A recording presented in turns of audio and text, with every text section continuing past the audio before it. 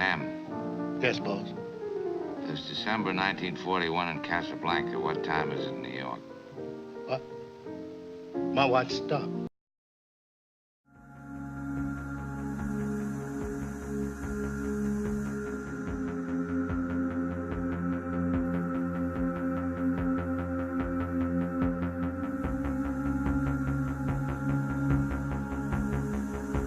Do you think cinema contributes to our idea of time as this very precious commodity?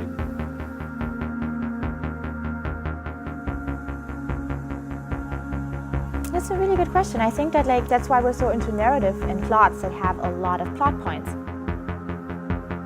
Because it's not really about the journey from one place to the next. You know, we want to be there right away, like in a classical Hollywood film where it's like establishing shot, skyline, the apartment. We don't mind the establishing shot, but we want to get to the inciting event. And we want to get to the inciting event of our lives.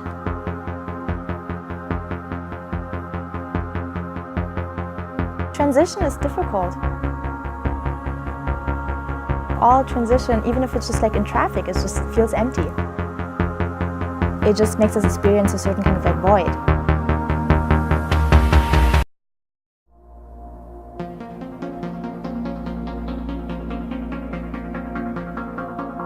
How do you think films are like clocks? Do you think that there's a connection between films and time? I mean, if we're talking about classical Hollywood in terms of narrative, I think the industry is very dictated by that notion of time, at least in terms of commercial cinema. You hear that the perfect screenplay is between 90 and 110 pages, or only like page 12, something needs to happen, or people are going to walk away. But there are also embalments of time, or Bazin would say that film was an embalming of time because like it's a mummification. The Rome of Rome Open City is no longer there, but it's there on film. I mean, that's what Krakauer talks a lot about too, right? The kind of physical reality that is being preserved forever in a cinematic image. For example, looking at a space like Los Angeles. And we're looking at film noirs and their representation of Bunker Hill, which I've recently gone to, and it's just kind of like, it doesn't at all look like that anymore. So there's always an artificial quality in preserving a part of life that is fleeting.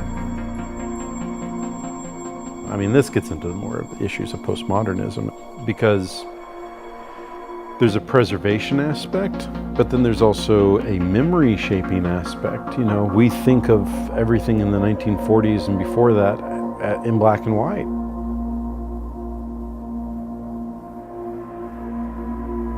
You know, I constantly see a dissatisfaction with the people who come to Los Angeles as tourists because their conceptions of Los Angeles are all based on films and television shows. Which always leaves you a little bit dissatisfied. I was one of the people that came to Los Angeles expecting movie studios, backlots, like the whole kind of like, you know, classical Hollywood sort of scene.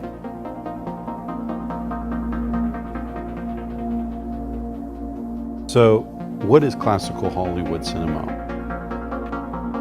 In classical Hollywood storytelling, you're supposed to be paying attention to the story, not the style.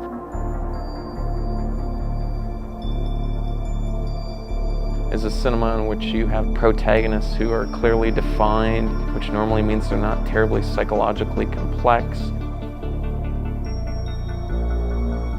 A film like Rocky, I think, is such an excellent example, and you know how much I love that film. An individual is faced with an obstacle, they engage with that obstacle, they fall back a little bit, and then they ultimately overcome. Textbook. Textbook. Order, disorder, return to order. Right.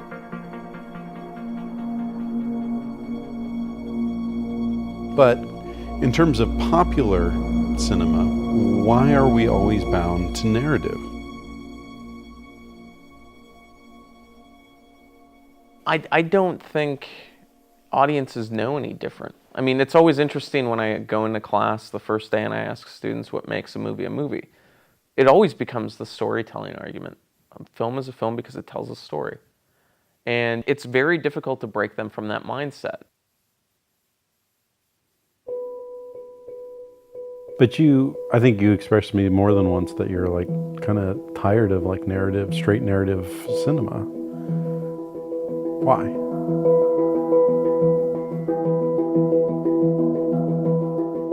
Because it's kind of like eating fast food. It's not gonna like keep you satisfied for that long. You know, I feel the same way about commercial films.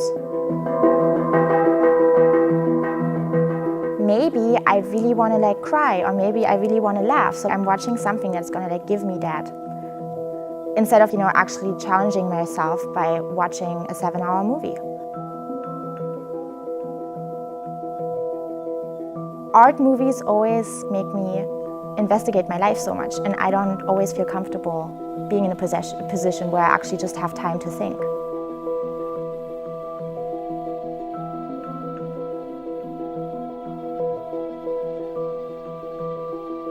This is an interesting way to look at, an issue of like feel-good films, which are maligned. They've been much maligned, but I think that's because the most attention that's been paid to the feel-good films of the past have been Hollywood feel-good films.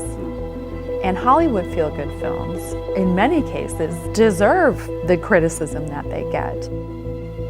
Many of them don't engage in any kind of progressive politics. I mean, I do feel that, cinematic experiences, if it's commercial cinema, are very passive because you're watching someone else's life unfold in front of you. And that's the challenging thing about certain kind of like cinematic experiences that are more based on duration. You have to engage with yourself.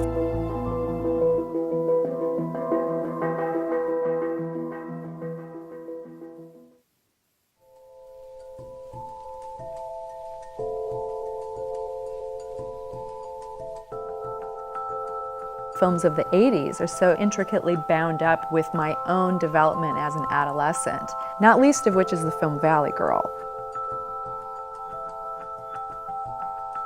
I saw an alternative way of being in the world, as punk light as it ends up being in the film. It was palatable to me when I was 13 years old. If the film had been any more complex or intricate or political or challenging, it wouldn't have appealed to me. It wouldn't have made the impact.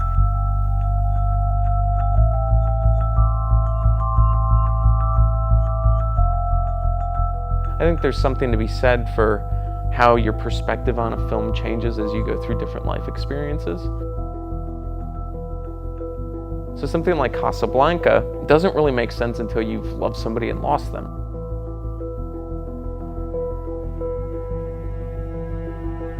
I had the same sensation when I was watching Kieslowski's Blue, where you have somebody who's lost her husband and child and is grieving. And I watched it when I was like 17, and I was like, I don't know what this means.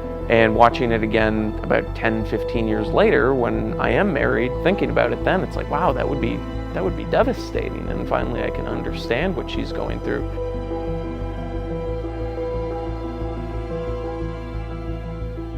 I think a lot of people in general, they also look to film as demarcators of time within their lives. I definitely think of myself and my memories of myself through the kind of lens of those films and of those experiences kind of melding together. Because I was the kid who watched Star Wars when I'm 6 or 7 years old and grew up on a farm and would climb up on top of my roof, at the end of the day and look at the sunset and dream of everything that was out there. And it's odd because they're just films. They were the same before I came around and they were the same after I came around. But maybe we're special in that way because sometimes when I talk to people and they can't even name a favorite movie or a favorite book, sometimes the engagement with certain kind of works of art for other people really just seems to be a thing to pass the time. Then I wonder how they think of their lives. Because my life is so utterly interconnected. I wonder how someone else conceptualizes the time passing.